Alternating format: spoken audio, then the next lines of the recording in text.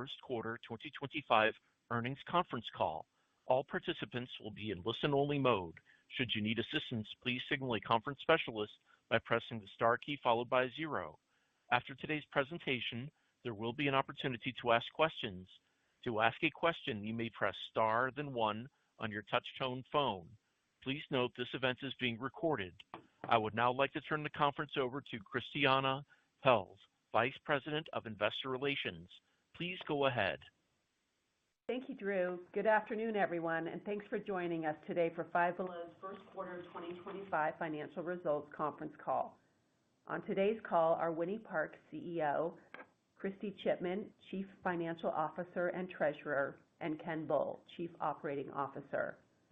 After management has made their formal remarks, we will open the call to questions. I need to remind you that certain comments made during this call may constitute forward-looking statements and are made pursuant to and within the meaning of the safe harbor provisions of the Private Securities Litigation Reform Act of 1995, as amended. Such forward-looking statements are subject to both known and unknown risks and uncertainties that could cause actual results to differ materially from such statements. Those risks and uncertainties are described in the press release and our SEC filings. The forward-looking statements today are as of the date of this call, and we do not undertake any obligation to update our forward-looking statements. In this presentation, we will refer to our SG&A expenses. For us, SG&A means selling, general, and administrative expenses, including payroll and other compensation, marketing and advertising expense, depreciation and amortization expense, and other selling and administrative expenses. Additionally, we will be discussing certain non-GAAP financial measures. A reconciliation of these items to U.S. GAAP are included in today's press release. If you do not have a copy of today's press release, you may obtain one by visiting the Investor Relations page of our website at fivebelow.com. I will now turn the call over to Winnie. Thank you so much, Christiana. Hello, and thank you for joining us. As we announced last month, we had a strong first quarter with financial results that exceeded our expectations. I'm incredibly proud of the Five Below team for driving these results with a maniacal focus on delivering a great customer experience grounded in fun and extreme value. We remain committed to putting our customer first with a focus on product, value, and store experience in order to achieve our vision to be the destination for the kid and the kid in all of us. We are the cool store for kids and the yes store for parents. What differentiated this past quarter was our heightened focus on the customer and working as a tight-knit, multidisciplinary team from merchandising, planning, and allocations to marketing, store operations, and supply chain. We made great strides on one, sourcing amazing product focused on Easter, spring break, trend-right beauty, novelty food and candy, as well as relevant cultural zeitgeist moments like Minecraft. 2, amplifying these products with end-to-end storytelling that started with social media through to compelling in-store floor sets. 3, ensuring better in-stock positions with tight alignment between our teams at Wowtown, our ship centers, and the store fleet. And 4, continuing to benefit from investment in labor hours and operating efficiencies, all while planning for the future within a dynamic tariff environment. The result was a strong first quarter led by product that resonated with our customers. We had broad-based outperformance across the majority of our worlds, proving that our customer-centric strategies focused on product, value, and experience are working. The Five Below team demonstrated that they can execute at a very high level in service of our customer, and will carry this forward into the balance of the year. Our customers have validated our place in the market as a resource for fun and great value. Let me share a few highlights from our first quarter performance. Sales and comps exceeded our updated guidance, with sales of $971 million and comparable sales increase of 7.1%. We were excited to drive these comps through increased transactions of 6.2%. Our sales outperformance led to strong fixed cost leverage, and we delivered adjusted EPS of 86 cents. We continued our store growth during the quarter, opening 55 new stores across 20 states. 2 of these stores, located in Victorville, California, and Joplin, Missouri, were among the top 25 all-time grand openings. We supported our new stores with the return of grand opening marketing activities. This first quarter performance reinforces our belief that Five Below, with the right product and value, combined with an incredible store experience, is the destination for our customers, the kid in all of us. Our mission remains to offer the newest, best products at extreme value to help our customers throughout their life stages, to play, live, give, and celebrate. Now on to product. Providing fresh, trend-right, and quality products at amazing value is what we are known for and what makes us special. In the first quarter, we featured great licensed product for customers to build their own special Easter baskets, and we broadened our Easter candy offering. Our shelves were stocked with spring break must-haves, including boogie boards, beach towels, and a new assortment of on-trend totes. We drove sales by consistently flowing newness, most notably in beauty, style, and novelty food. In toys and games, we remain a key destination for collectibles. Finally, maintaining our in-stock positions in key areas like tech has grown sales and shown that we are the place for cables, chargers, phone cases, and Bluetooth audio. On store experience, we did a much better job wowing our customers compared to last year. The investments we made in our store experience, which began in the second half of last year, including increasing labor and simplifying and improving processes, are paying off. Our crew is now in a much better position to assist customers while also ensuring our shelves are stocked with trend-right products our customers want and need. We remain committed to our crew and to making the store easier and more fun to shop for our customers.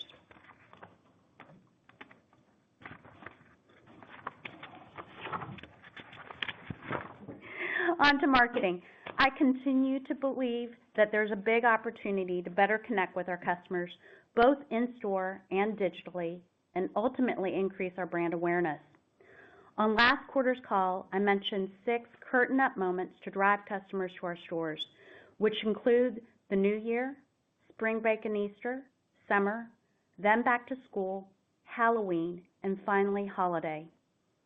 We need to let our customers know that we're a go-to destination as they celebrate those special moments in life, and we have just started to do that with our marketing. In the first quarter, we highlighted value and invested in creator content for social media with encouraging results. We have exciting plans in place for the remaining curtain-up moments throughout the year and look forward to sharing our progress. Now, as we look forward, the tariff environment presents additional complexity, and our teams have been working hard and moving swiftly on mitigation plans. Our plans include vendor negotiations, diversification of sourcing, continued investment in new value-packed product, as well as assortment and pricing adjustments with a focus on reducing the number of price points. In a relatively short period, with a heavy lift by the teams, we were able to accelerate the work that was planned for our assortment by quickly sourcing new product in different countries, expanding our vendor base, and simplifying our approach to pricing. Our efforts have already resulted in a reduction in goods sourced from China by about 10 percentage points for the back half of the year. In conjunction with these changes, we are working very closely with our partners to optimize our inventory availability and receipt flow for the balance of the year. We remain committed to providing extreme value, quality products for our customers. The teams are working incredibly hard to control the controllables and mitigate the risks that the current global trade environment presents. We are also laser focused on continuing to drive sales through executional excellence. As always, we will act quickly and remain nimble and flexible in our approach as we react to macro news and find solutions to a changing environment. In summary, we're excited to see early signs of success across our core strategies of product, value, and experience. We look forward to building on this progress with an unwavering focus on our core customer, and are confident we will continue to provide our customers with amazing value and a fun shopping experience. Now, before I turn it over to Christy to provide more details on our performance, I want to take a moment to discuss the announcement that Christy will be leaving Five Below for personal reasons. I would like to personally thank Christy for all that she has done during her time here. We're truly grateful for her many contributions and her partnership. We've begun a national search for a new CFO, and in the meantime, I'm very thankful that Ken Bull will take on the additional role of interim CFO. Now on to Christy. Thanks, Winnie, and good afternoon, everyone. I want to thank you, the board, and the team at Five Below for their support. I am proud of what we've accomplished during my time here, and I'm confident in the management team and the growth opportunities that lie ahead for this company. I will begin my remarks with a review of our first quarter results, and then Ken will discuss our outlook for the second quarter and full year of fiscal 2025.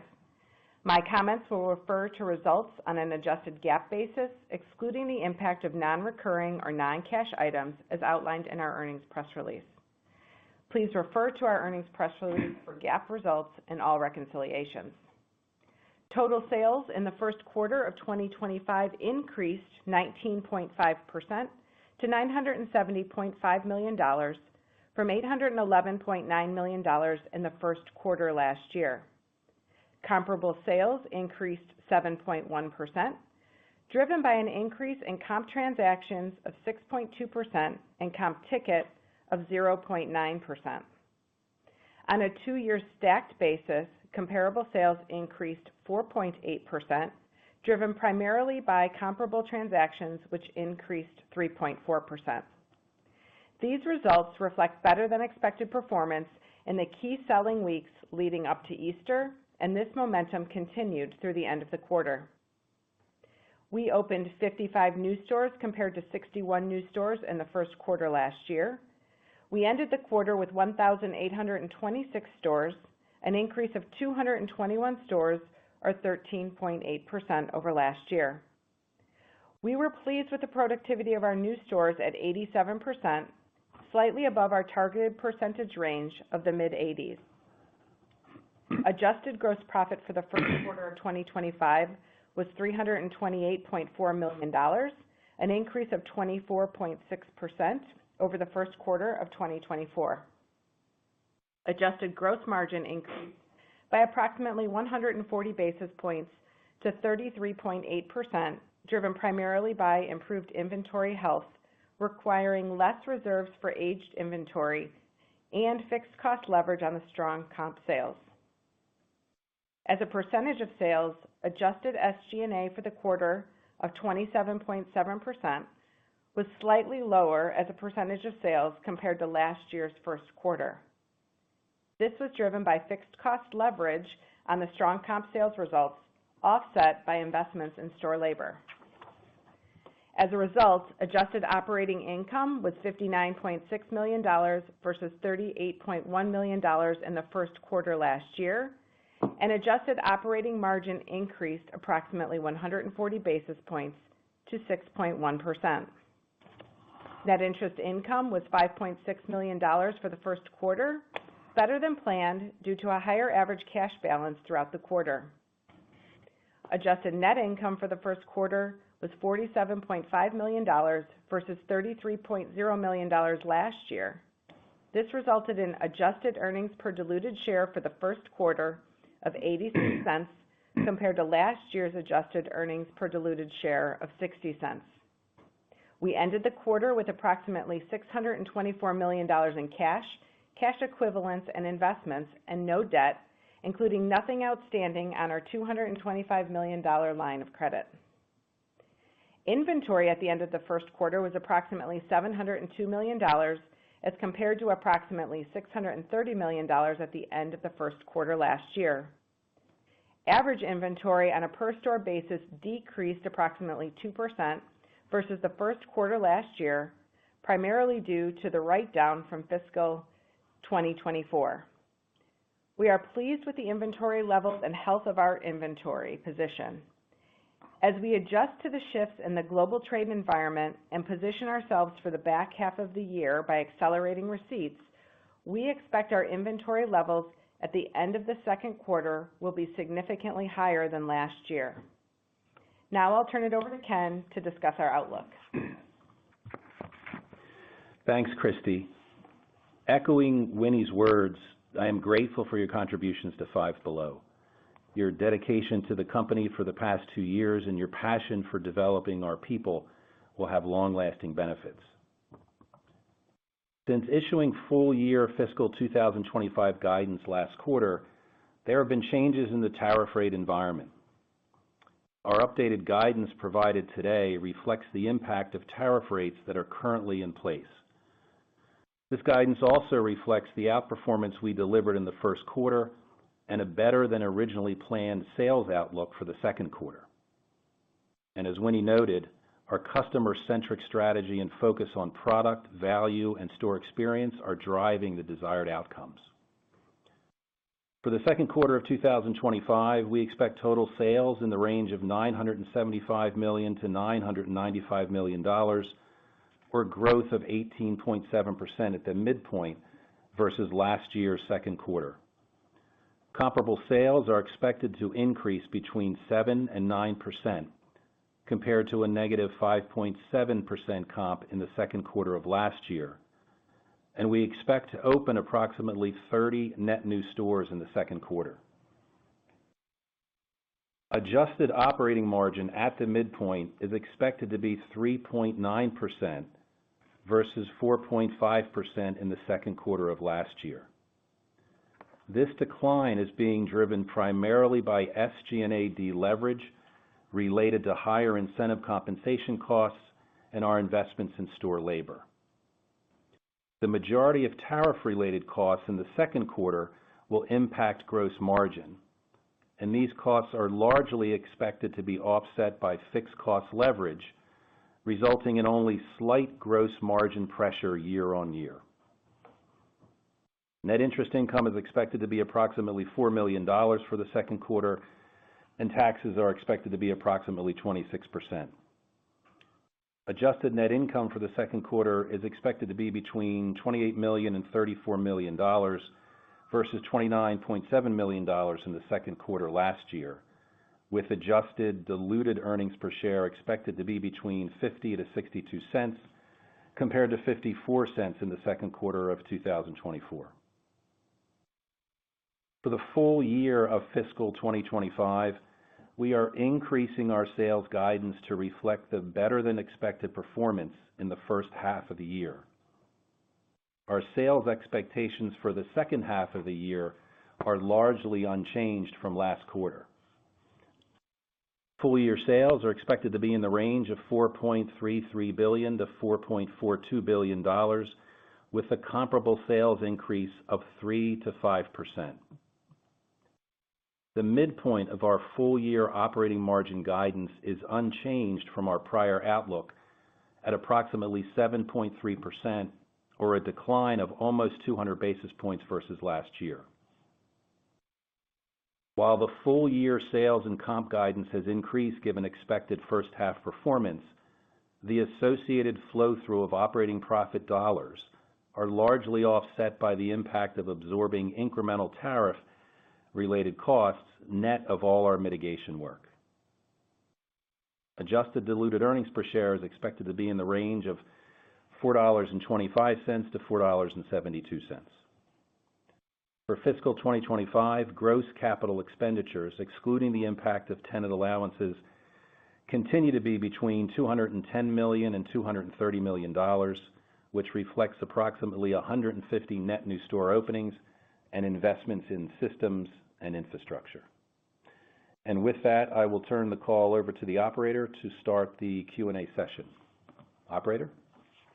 We will now begin the question and answer session. To ask a question, you may press star then one on your touch-tone phone. To withdraw your question, please press star then two. Please limit yourself to one question. If you have further questions, you may re-enter the question queue. At this time, we will pause momentarily to assemble our roster. The first question comes from Michael Lasser with UBS. Please go ahead. Good morning. Thank you so much for taking my question. There's been a pretty remarkable pivot in the comp cadence of the business over this quarter and last quarter. How much of it would you attribute to actions that Five Below has taken versus other factors? And what would need to happen in the back half of the year in order for the momentum to slow as it is embedded in your guidance currently? Thank you very much. Thank you so much, Michael, for your question. So I think starting with the first question in terms of the momentum in sales and how much is attributed to action versus other factors. I think that the teams have worked incredibly hard, and the actions that we've taken are definitively paying off. We've seen sequential improvement in the business from the back half of last year, Q3 through Q4 to Q1. And specifically, what is really resonating is the selections we've made for product and the assortment. I think that the team has done a terrific job of identifying relevant trends and distorting them. We also had the benefit of great storytelling that started again in social and worked its way through to the site, all the way through to in-store execution with our floor sets that were really terrific. We also refocused on value and ensured that we had really great, outstanding value and relevant value and relative value in the marketplace that the customers have definitely reacted to. I will say also that the teams have worked very hard to ensure that we've got the appropriate flow of inventory and product. We've added labor to the stores, but what we've also done is really worked very tight formations between merchandising, planning, our ship centers, as well as allocations and the stores to ensure that everyone was aware of when that inventory was coming. They moved quickly from the back to the front, and we improved processes in the stores so that our associates could actually engage with customers at a higher and better level that they have in the past. So I think a lot of action really added up to the current results. And I think the second part of your question is what would need to happen for the back half of the year. We're just looking at the back half of the year with great prudence. We're looking at 2-year stack comps across the next upcoming quarters of +2%. And certainly every action we've taken thus far will apply to the back half of the year. With that said, we acknowledge that there still is macroeconomic uncertainty, and so we wanted to take a very prudent approach to how we guided for the back half of the year. Thank you, Michael. The next question comes from Matthew Boss with JP Morgan. Please go ahead. Great, thanks, and congrats on a really nice quarter. Thanks, Matthew. Thanks, Matt. So Winnie or Ken, maybe just on the magnitude of comp strength in the first quarter and the momentum across worlds that you're seeing in the second quarter, are you seeing new customer acquisition? Are you seeing a basket build from existing customers? Just trying to explain the magnitude of comps that you're producing in the first half of the year. And then for the back half, I guess maybe could you just walk through the incremental opportunities that you see across product value and marketing as potential improvement in the back half as well? So in the front half, in terms of the comp strength from a customer point of view, we did see a really nice lift in terms of transactions. They are up 6.2%, and we're actually seeing a nice growth both in terms of new customers and comp stores, as well as existing customers returning to us. And so all of that has really buoyed the business. And I will say that, to get the traffic to cross the threshold is one thing, and to get them to convert is a second. And we've also seen really nice progress in terms of conversion. And customers are greeted with fresh new product that they can see, especially with some of the cleanup we did in the latter part of last year and the beginning of this year. And again, execution in terms of what the customer is greeted with at store level has been a key to our success. In terms of the back half of the year, in terms of what we anticipate, we will continue to drive some of this positive momentum we're seeing in the business. The majority of our merchandising worlds actually saw really great comp increases, and we are seeing some trends now that kind of began at the beginning of the year that we will actually continue to distort through the back half of the year. Those trends include some of the new beauty product and the flow of new beauty product, the really great flow of new relevant food product and novelty candy has been terrific for our business. And then we also are seeing really great progress in terms of and growth in terms of our style business that's been buoyed by our focus on lounge and lounge pants, along with our great graphic tees. So all of those things have been nice additions to the business. And then finally, I will say that in the younger segments of the business, like toys and games, it's just been terrific to see collectibles take off. The last piece of this is our in-stock positions are so much better this year than last year, and we will continue to drive that. We have, because of the great success of Q1, pulled forward receipts and continue to ensure that we've got great in-stock, specifically in tech. And that's been a really nice win in terms of some of the comps we've achieved. So again, applying the same set of actions and distorting trends that we're seeing right now through the back half of the year is what we intend to do. And Matt, just to add to that too, Winnie mentioned the store experience piece of it, which is important. We're going to continue to invest in the stores, as we mentioned before. We started that last year. That's continued through this quarter, whether it's in hours for the stores or the simplification and reduction of workload so they can focus on more of those customer-facing activities. And to Winnie's point, keeping the stores fresh and those in-stocks high. The next question comes from Chuck Grom with Gordon Haskett. Please go ahead. Hey, thanks. Good afternoon, and Christy, best of luck. Ken, just on the guide, can you unpack the annual compression in operating margins? It looks like it's roughly the same, down about 180, 200 basis points relative to your prior guide, but it sounds like your tariff expectation might be up another maybe 60 basis points to about 160 basis points of pressure. Can you talk to that? And then if you're embedding any shrink improvement in the back half of the year? Thanks. Yep. Thanks, Chuck. And you're pretty close there, Chuck. In terms of on a full year basis, in terms of the impact of tariffs, net of any mitigation activities, we see it as about 150 basis points for the full year. And you're right, we're pretty much maintaining that 200 basis point operating margin deleverage for the full year. About 60% of that resides in gross margin, and the remainder, about 40%, is in SG&A. Relative to shrink, we've continued to maintain our reserves at the same level that we exited last year, so we haven't changed that yet. We've got inventories coming up in August, so in the third quarter we're going to be able to see if we've made improvement.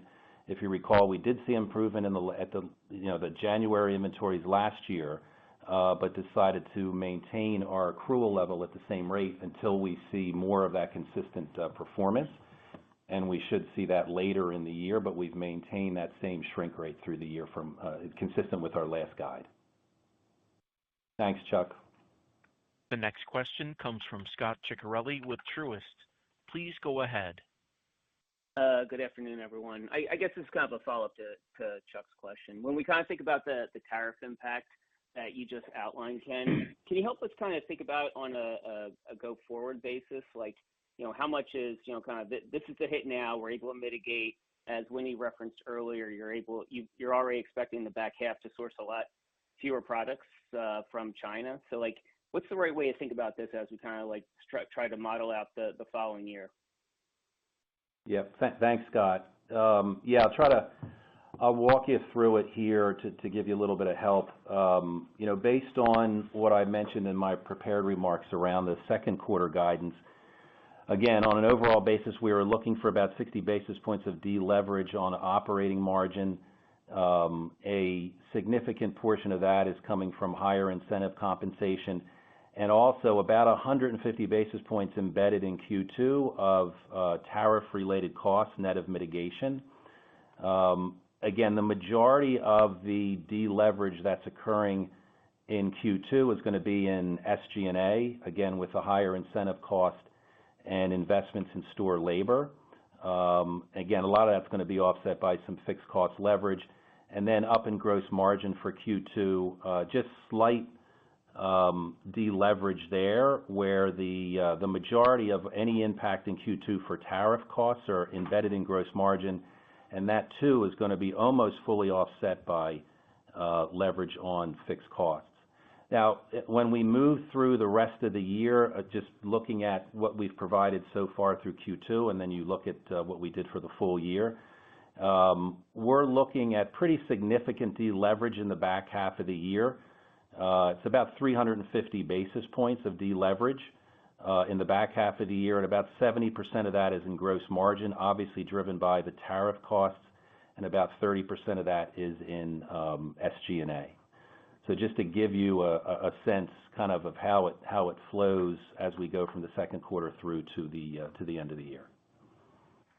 Thanks, Scott. The next question comes from Simeon Gutman with Morgan Stanley. Please go ahead. Hi, everyone. So it's a little bit related to the prior question. The question is regarding pricing and the approach. I think, Winnie, you talked about simplifying pricing and our understanding some prices going up, some going down. So now you have tariffs part of the picture. How much more complex is it? Do you feel confident on elasticity? And then, Ken, to the point you just made, I guess it doesn't sound like there's mitigating activities built into the guidance for the back half. So it sounds like you're not changing price that much, or you're absorbing costs. If you can, connect those thoughts if you can. Thanks. Yep. Thanks so much, Simeon. Great question. So the mitigation activities that we got include, as I mentioned earlier, vendor diversification, and the other piece of this is actually assortment mix, and then, as you mentioned, price adjustments. What we have done is modeled out the entire year. We've actually gone SKU by SKU, product by product, to just look at what we should and would price things at. And we are looking at touching about 15% in terms of price, both up and down. And it's not just for tariff, it's really looking at relative value in the marketplace. What we wanted to hold to was this notion of delivering value. And so we will still have 80% of the units that we offer in store at $5 and below. So a lot of this was a rounding exercise in terms of getting rid of some of the cent endings.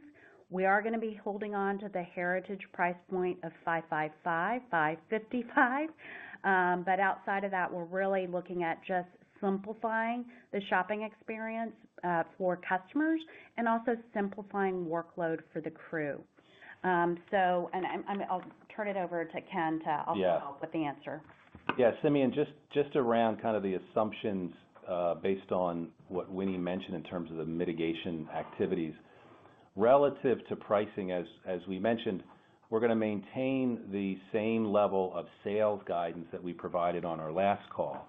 And the assumption there is that any benefit that we would get from pricing adjustments would be offset by unit degradation. So that, when you do the math, that would lead to some margin erosion, and that's what, in one of the prior questions that I responded to, that 150 basis points of operating margin drag, a big portion of that is due to the margin erosion from that assumption related to pricing. And so the tariff mitigation efforts and initiatives are embedded in the guidance. Yeah. So just to double down on that point. Yeah. Thanks, Simeon. Thanks, Simeon. The next question comes from Edward Kelly with Wells Fargo. Please go ahead. Hi, good afternoon, everyone. I wanted to ask, I guess, sort of, similar question, but bigger picture. Obviously, a lot of headwinds in the business from, a margin perspective, particularly this year, but, you've seen over the last couple of years, I guess. I'm curious, as you take a step back and think about, tariff mitigation, changes in vendors, sourcing, geographies, that type of stuff, and some pricing, where you think margin, recapture could be moving forward, and what you think, is the appropriate level of EBIT margin for the business, to the extent that, you have, some decent visibility on that. So, Ed, one of the things I'll just say up front is we've been really focused on driving sales and growth of the top line, and which, it actually does a lot of great things. I said that sales solve problems, and so that's one of the key pieces in this in terms of the future. The second piece of it is, I will say that some of the challenges we faced with the tariffs have accelerated work that we're doing on the merchandising front, both in terms of vendor mix and diversifying our vendors, and that's domestic vendors as well as, factories that we work with abroad, and really looking at price through the lens of relative value. And I really think that we're going to deliver great value pound for pound versus competition for the product that we offer. We're also in a super lucky place in that our assortments change constantly, and so we're able to bring new things in and really test at different levels of price and value. And so those things are, I think, very unique to Five Below. And again, great acceleration in the work that we were going to do based on tariffs and the recent news. And then, Ed, I'll add to that. I mean, what Winnie mentioned there around the acceleration of our efforts around product and value, that was definitely accelerated. I mean, that's going to present opportunities for us down the road. And as Winnie mentioned also, our focus is on this year, right? This is a pretty challenging environment for us, so we're staying close to that. However, if we were to look longer term in a more normalized environment, I think we would see operating margin expansion as we reap more of the benefits around the work that we're doing now, and then we maintain those disciplines in the business that we've always had. That we feel that would drive operating margin expansion for us. Yep, and leveraging off of great sales, strong sales. Yep. Thanks, Ed. The next question comes from Seth Sigman with Barclays. Please go ahead. Hey, thanks. Good afternoon, everyone. I'm curious if you could speak a little bit more about some of the operational changes you've made. You talked about adding labor hours. Where are we there? You also mentioned some other operating efficiencies, things that do seem to be improving the customer experience in the stores. And I guess related, if you step back and think about the level of investment you're making this year, can you just remind us on that? And I guess given the early success, is there a thought that you could actually increase the level of investment at some point? Thank you. Great. Thanks, Seth. Yeah, it's one of the things, if you recall, that we really kind of shifted in the middle of last year and focus more on the in-store experience. And one of the things that we did, we added on some additional labor hours when we looked at the work that needed to be done. We put some more hours out there for the stores that they could complete those jobs, getting the product to the floor and any customer engagement and interaction. That's continued on into this year. But there's also the other side of the equation, that to the extent that we're able to make work easier for them, more efficient, and actually eliminate any work, that creates more time for them, even within the same number of labor hours. So we continue to do that. I think we did some things last year around making it easier for them to close out on the registers. If you recall, we updated shrink procedures where we moved from checking out customers to being up there and monitoring what the customers were doing from a shrink perspective, but it actually gives them more focus on the customer too, and it ended up being a benefit for customer service. Those we feel can continue. We're going to continue to get more efficient as we as we move forward, and again, continue to push on the experience for the customer. Thanks, Seth. The next question comes from Kate McShane with Goldman Sachs. Please go ahead. Hi, good afternoon. Thanks for taking our question. The strength of your business sounds more category-led than maybe trend-led, i.e. strength in like beauty and apparel than one specific trend like Squishmallows. Would you agree with that?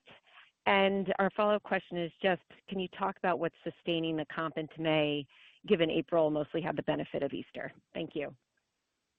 Thanks, Kate. Thanks for your question.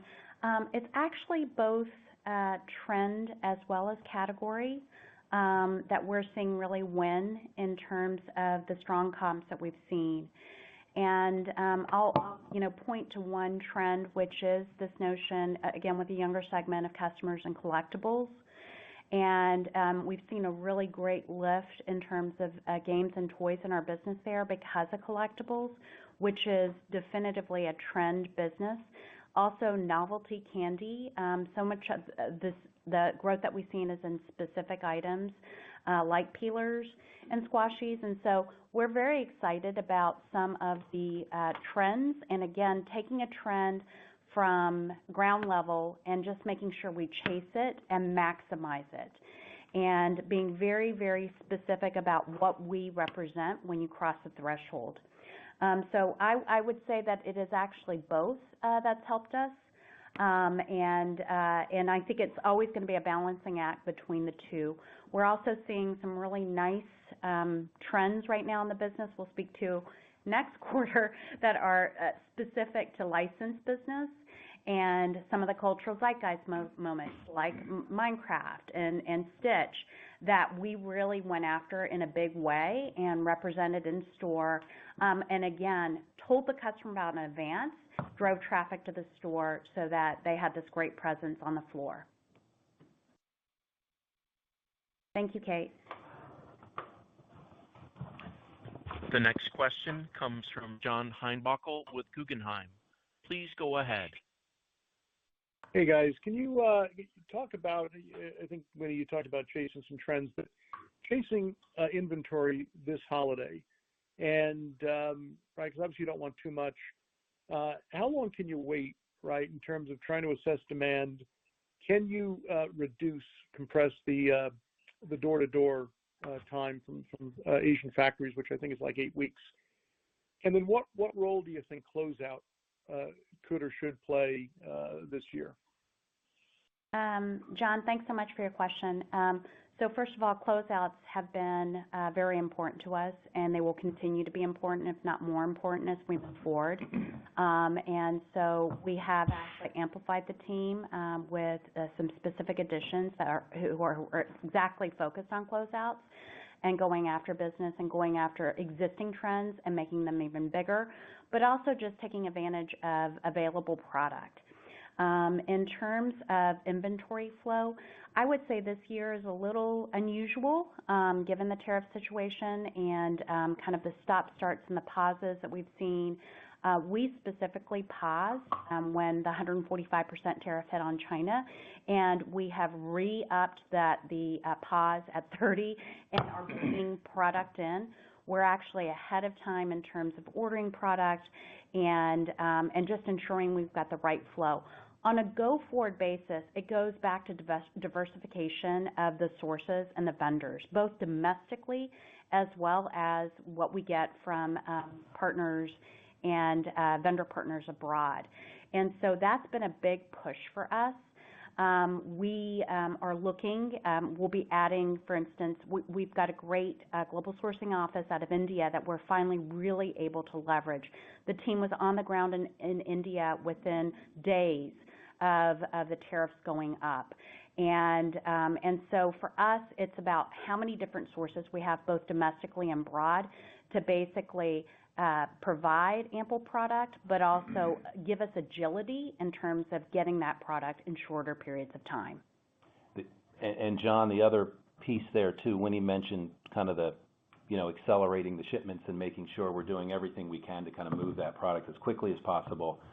The capacity that we have from a container perspective And with our distribution centers, we've made sure that we have ample capacity to handle this, because there is, to Winnie's point, there are shifts that have taken place here where it was a pause for a while. Now we're kind of, moving a lot faster, and we're making sure we've got the capacity there to handle all this activity. Thanks, John. The next question comes from Brian Nagel with Oppenheimer. Please go ahead.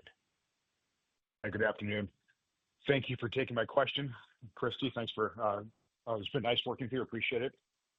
So the question I have, and I apologize, I'm going to bounce back to, I think, where the Q&A started, but, just the acceleration we saw, what we've seen here, in the business in, Q4 to Q1 and now into Q2. And I'm sorry about, this is going to be repetitive, but can you just maybe explain better to me, what drove that? Because if you look at the numbers, it's almost like a flip the switch type moment where the business has got stronger quickly and stayed that way. And this has all happened, if you look at across retail and in a time when retail spending seems to be generally more sluggish. So kudos to you, but is there anything more you can explain really what happened in the business?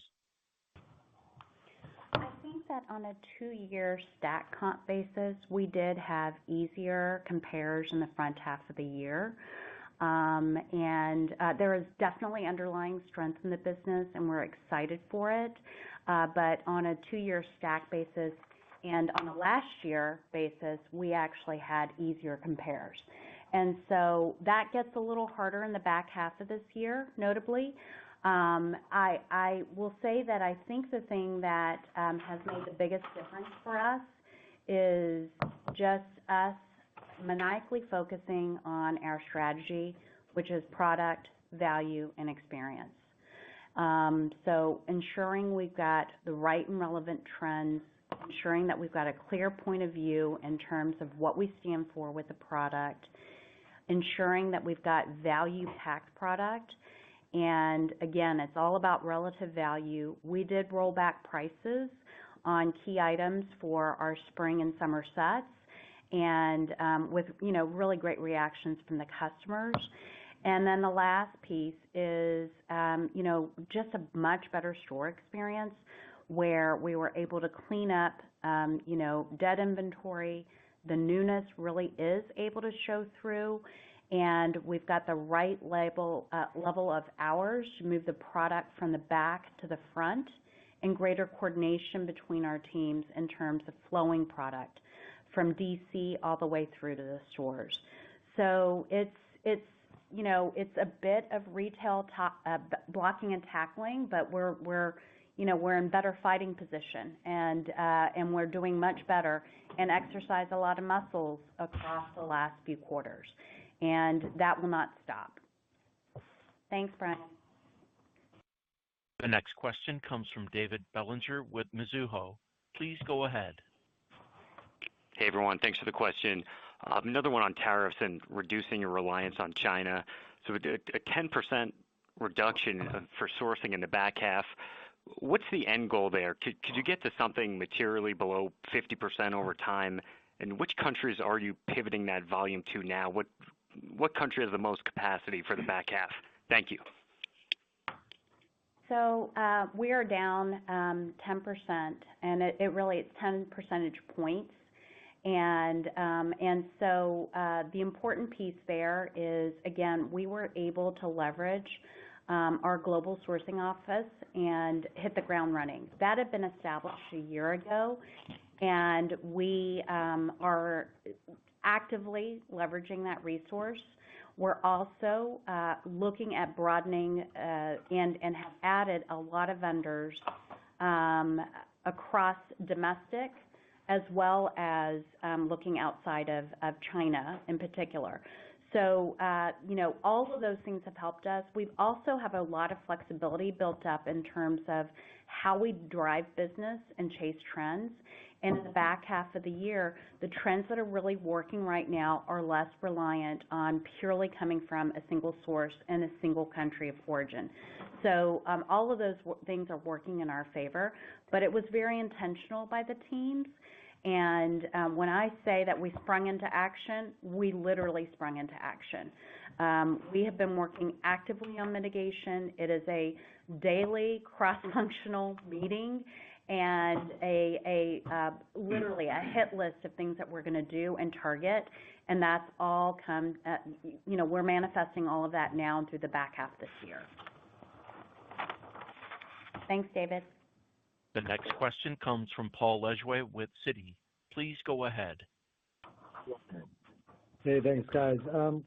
Two quick ones. I just wanted to understand what happened when China tariffs were at 145. You said that you put a pause, but what ended up happening with that product? Did you eventually take it once the rates were reduced, or did you end up having to cancel a bunch?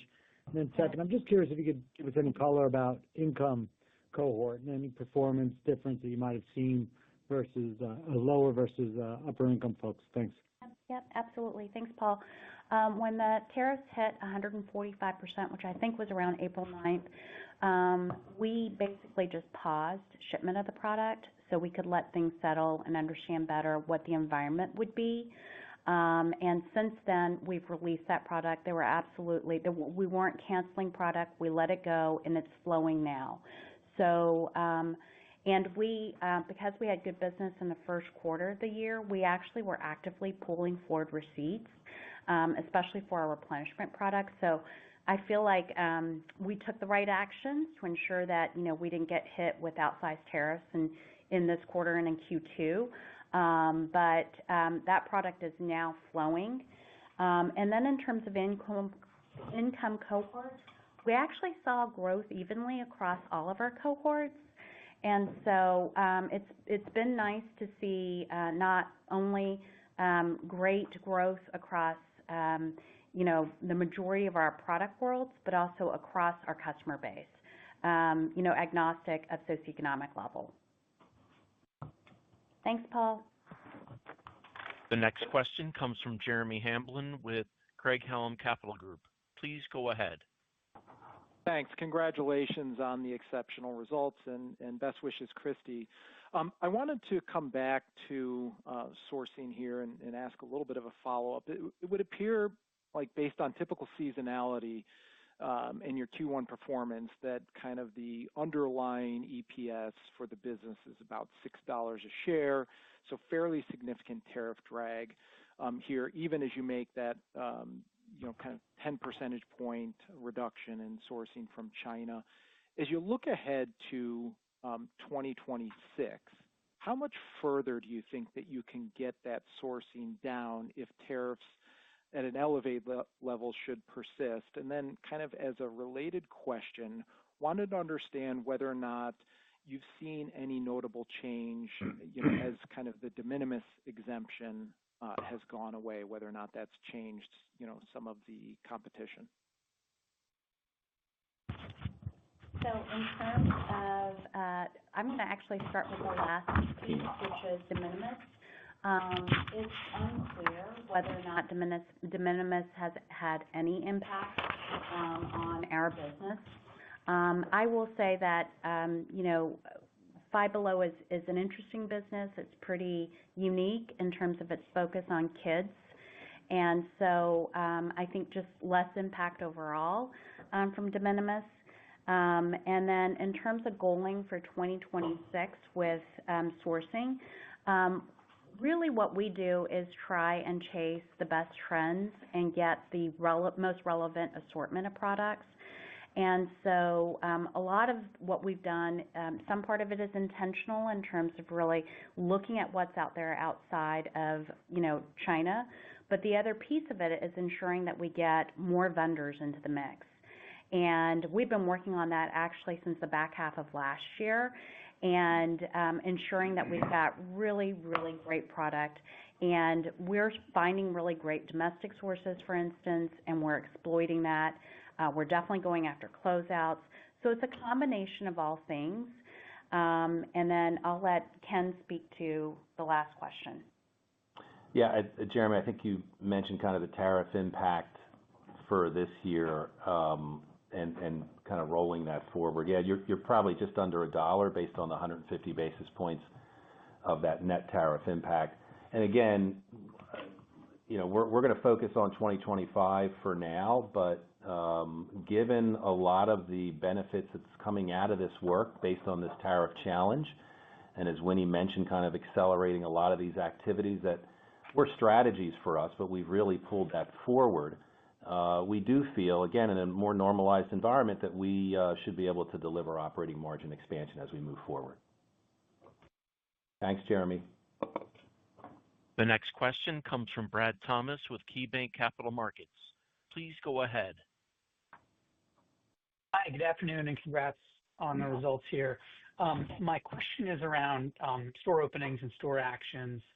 We know that you've slowed growth and paused remodels as you've focused on stabilizing the business. Presuming the consistency in comps continues, is this still the right level of store growth to think about going forward? Thanks for your question, Brad. I think that we will accelerate store growth as we move forward. This year, we're going to be entering markets where, frankly, we have a lot of white space. We have no stores in the Pacific Northwest. And so we've got a lot ahead of us in terms of potential and white space in the market. And with improvements in terms of our execution and our ability to deliver consistently, both sales and profit, we will be looking at further expansion, a more assertive expansion of our stores moving forward. Yeah, and Brad, we mentioned a while ago what we see as the opportunity in the United States of like the 3,000 stores. We still feel really good about that. And as you can see from these results, we're also seeing improvement in the productivity of these new stores. So that's a good thing to see, and a little bit more consistency in terms of performance. So that gives us even more confidence as we move forward. Thanks, Brad. The next question comes from Anthony Chukumba with Loop Capital. Please go ahead. Good afternoon, and thanks for squeezing me in. I guess my question was just around the cadence of comps during the first quarter, if there was any sort of noticeable difference between the different months, and if you saw any sense of like acceleration in April, post Liberation Day, with folks maybe trying to get in front of potential price increases. Thank you. So, Anthony, we saw a really nice improvement in comps month in, month out. I think we had a couple of interesting nuances to the quarter. Number one, February, we had bad weather throughout the country, which definitely impacted traffic and comps. And then we have a shift in Easter timing. We consider kind of March and April together in terms of a year-on-year comparison. But again, coming out of the holiday, we have continued to see nice growth, and actually our comp performance has been very good and the exit rate coming out. Yeah.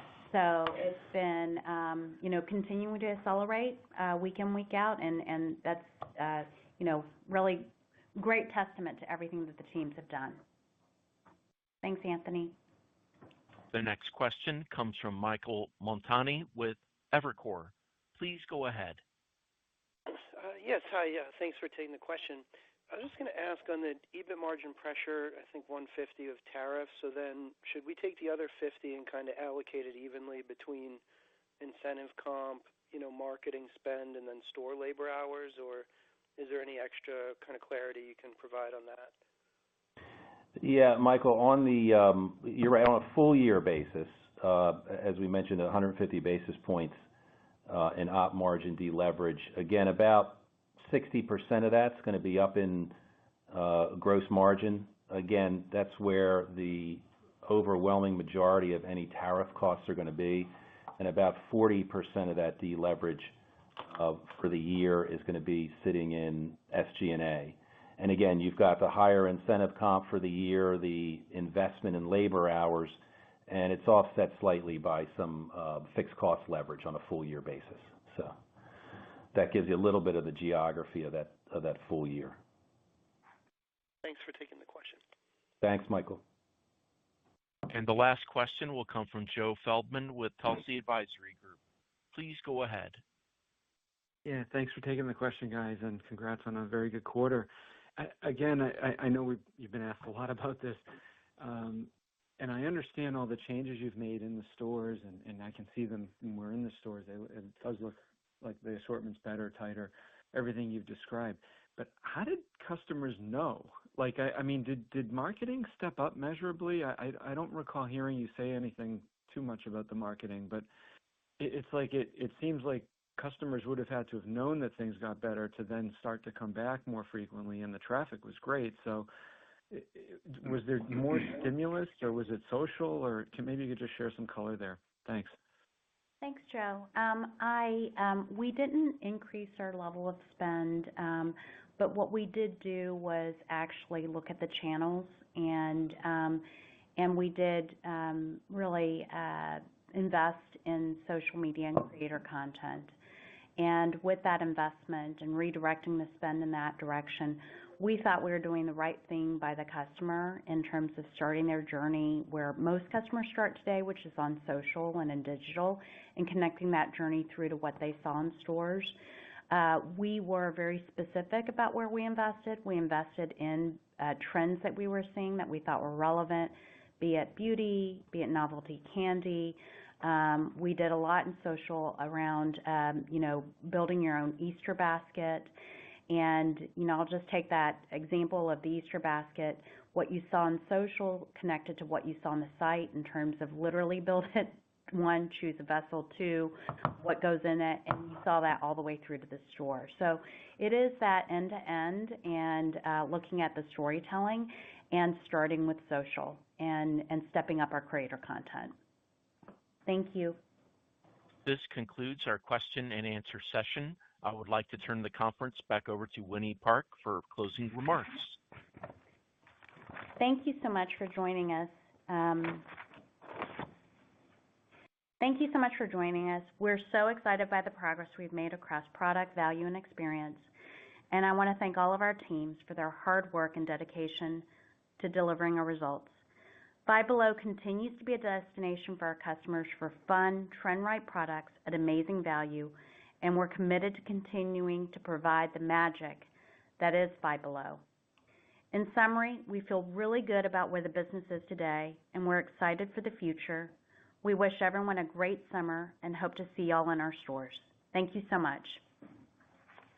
The conference has now concluded. Thank you for attending today's presentation. You may now disconnect.